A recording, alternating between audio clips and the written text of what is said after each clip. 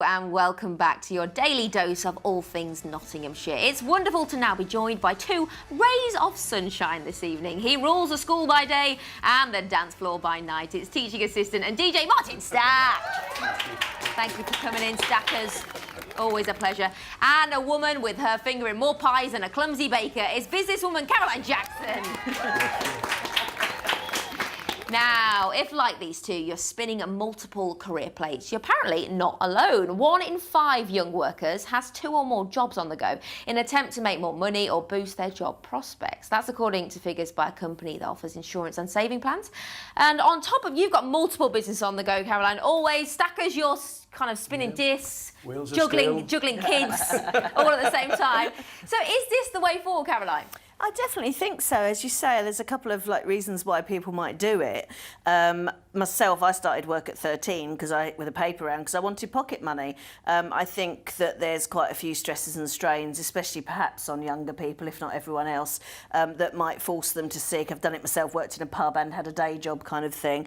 But I also think that the other point you make about it being a kind of having a portfolio career makes life interesting and gives people options and makes them very, very employable. So I have no issue with it at all. Martin, your jobs are kind of so different, aren't they? It's brilliant. It is amazing. But is it hard to juggle that? It can be, but I'm really quite lucky because obviously I'm working in the school. I thoroughly love it, and I've always DJ'd, as you know. So to be in them 2 jobs, it's great. But yeah, it is hard to juggle it sometimes. Especially if you get a late one at school and then you might be needed down at the bar, you know what I'm saying? So, but we always seem to be able to manage it somewhere. I've got a few friends I can call like, hey, get down there. On them wheels of steel, you know. But I think it is a trend though, because I'm hearing a lot of people saying that they've got they're doing day jobs, then they're doing bar work at night time, and you know, and there's more people doing it, so. Social media is a massive thing as well, isn't it, Caroline, now? People are kind of having these online businesses. Oh, my word. All the influencers you see. I mean, we do quite a lot of work looking for models for photo shoots for my lingerie company. And now, when I was actually looking today for some models, and it's like we not only do models, we handle influencers. People are doing it literally from their bedroom or wherever they've got their PC. They're becoming these kind of, influential people with an opinion, with an Instagram feed or whatever. And it's a whole load of business springing up, and anyone who seems to have anything to say about anything, however controversial or completely plain and boring, seems to say it and not hold back at all and turn it into a business. My instant thought is money, and the fact that you probably need money to start up that second business. If you've got kind of a 9-to-5 job and then you're wanting to invest or maybe start up a second property company, would you say that's the case? You are going to need that money? I think if you're serious about something that I would think in those circumstances it's a product or a service that you want to start up on your own, then you definitely need money, and it's like a taper, so you kind of try and cut the paid work down while the new service or product takes off, and it's a juggling act. But that's what an awful lot of people do. I do day by day. It seems quite common to me. Well, I'll take your advice because you're very successful. Now, let's move on, because a row has erupted on social media at the weekend between Notts County owner Alan Hardy and football presenter Gary Lineker. Hardy tried to take the former England player to task over his swearing on Twitter, saying it could be a bad influence on young football fans. Lineker replied, saying he was free to unfollow him. Very spicy, but should he have to watch his potty mouth on social media? Or is it free speech, Stackers, what you're saying? Well, I think free speech for everyone. I'm down for that. But at the same time, I think when you're at a certain level obviously people are going to be looking up to him, and I think the effing and jeffing, I think you need to be thinking to yourself, is this really where we need to be? Especially when you've got lots of kids looking up to you, especially as a footballer. So I agree that you shouldn't be using it, really. Me personally, but like someone said to me once, effing and jeffing is lack of intelligence, and I sometimes think, well, there's some truth in that for me, you know. So I think, he's got a lot of kids looking up to him, and he should be thinking about the way he puts his opinions across. Caroline, do you agree? Yeah, I think I do have to agree. I think if it's one's personal social media, then and one isn't in the public eye. Whereas Lineker, like an awful lot of celebs, enjoy the oxygen of publicity, but that comes with a responsibility attached to it. And whereas I am absolutely, totally, and utterly for free speech, if Lineker wants to, want to be effing and jeffing, excellent phrase, then go and have a little private Instagram that isn't entitled @GaryLineker, but then I think he might find that, you know, his narcissism, which I think people on Twitter actually are, he might find that without the kind of the public gaze on him, it might not be quite so much fun to try and be controversial, and I'm an arsehole. Do you think that's what he's doing then, trying to be controversial? Well, why would you do that publicly? Why would you do it otherwise? I suppose he clearly isn't allowed to swear on screen or anywhere else, so he's clearly choosing to do that for, maybe he feels like Twitter is his space to be himself. Yeah. I mean, we're all not perfect, are we? I think we've all slipped somewhere, haven't we? We might be like hammering a nail in and, you know, and then it happens, doesn't it? Let me get the quack. In the right context, yeah, you know. Twitter is But typing. Twitter's typing, isn't it? And, yeah. You know, we all slip. I swear like a trooper, if I'm perfectly honest. But I wouldn't dream of it if I was, you know. So no, I disagree. He's got responsibility. The responsibility he's got is what pays his lavish lifestyle. So stop it now. There you go, like it. Should kids be able to rock whatever hairdo they want at school?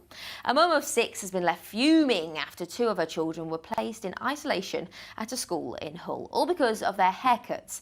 Now, she's obviously not the first parent to have this problem. Hairstyles come and go, but Stackers, should kids have to conform at schools? You're obviously a teaching assistant, you must see this a lot. It's a difficult one. I know at the end of the day that there's the headmaster or headmistress will turn around and she'll say to all parents, this is what we expect as regarding uniform and haircuts and shoes, and you know, so everyone knows where the borders are. And if someone's overstepped that, I suppose that's where they can do what they're doing now. And right, you spend the day here till you get your hair sorted out. But it must be a crazy haircut then for that to have happened, because we've never had that happen at our school. So, really? No, we've never had that. So. What at your school then? What are the kind of the boundaries? Are you allowed to have hair dye? I've seen people with nice trendy haircuts, and yeah, you know, and it looks great. Sometimes you see a child coming in, they've got the nice, you know, this like half and half thing going on, and then you get some of these got the old Peaky Blinders haircut sneaking in. You know, they've all got something, you know, and some are quite artistic. They've got little names written in, but as long as it's not too extreme and over the top. But if someone's come in with a great big 6 foot, you know, might be a bit over the top, but.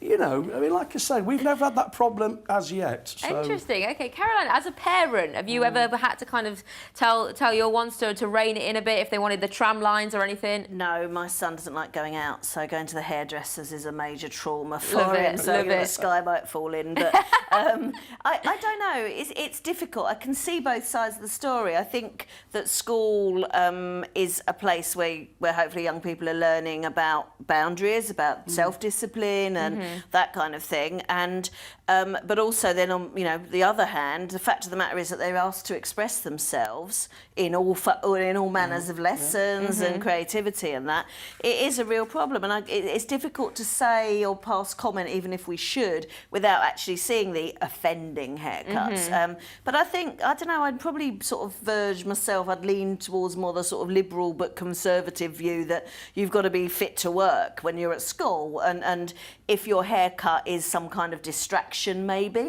that's the reason, then I think, there is an issue, but I don't know, I'm quite old-fashioned. Stackers, what's the worst hairdo you've rocked? Oh, I don't know. I think the worst one was someone came in and it was sort of a bold this side and then a full that side, and they deliberately came in for a laugh with that one, but then they were just told, don't come in and just... You either get the rest shaved off... You say someone, that was you really, wasn't it? Well, no, but the thing is, you got no other choice but to get the other side cut off, have you? So he came back like grasshopper. Oh! Brilliant, I love it. Nah. Well, one thrifty groom's organised his dream day, but as a result, he's charging guests £150. Frugal Ben Farina and his fiancée Claire Moran thought they'd never get married because they couldn't afford it. Now, though, with the help of friends and family, they are tying the knot. So is this the way forward? Caroline, I'm coming to you first. Please, honestly. The thing is, when you get married, it's nice to have the meringue bridezilla dream, isn't it? But the fact of the matter is, the marriage is a legal contract that you're signing to say you theoretically want to spend the rest of your life with somebody. So if you really are brassic, how much does a register office cost? Meet your friends in the pub after. So low grade. Just no. Just don't bother ever. And certainly you wouldn't catch me paying to go, because then you're not going to get any presents, are you? Very true. You're just skimming people for cash. Horrible. But maybe they're choosing that instead of presents. Martin, what are you saying? I don't know. I don't know whether they're trying to create a new trend or something, but like, 150 quid to go to... I tell you what... Eye-watering, isn't it? If they got divorced, I want my money back. But I don't know, it might catch on. It's different, but I'm like you. I think they should think twice and maybe save up a bit longer and be more traditional with the way things work out. But this new craze of like, do you want to come to my wedding? It's 200 quid. Crowdfunding a wedding, kickstarting a wedding. Yeah, exactly. Isn't it? Just no. You know, they need a lecture in economics, don't they? Please. Oh dear. So have you've never come across this before, even when it comes to presents, the way they ask for money rather than a gift? Yeah, I've had that, and quite often I'd give, like say, a John Lewis voucher or what was appropriate, quite happily, because that's sensible, and especially with, obviously, it's very, very current, and it has been for a while, that people have lived together and got a house kind of thing, or an apartment, and they've got a load of stuff. So what is the point in buying, a toilet roll dolly sort of thing? But no, not to come to the wedding. How could you want to? They should pay for us to be there. I mean, come on. And if they are that sick, go to the pub and people buy their own drinks. Ridiculous. Love it.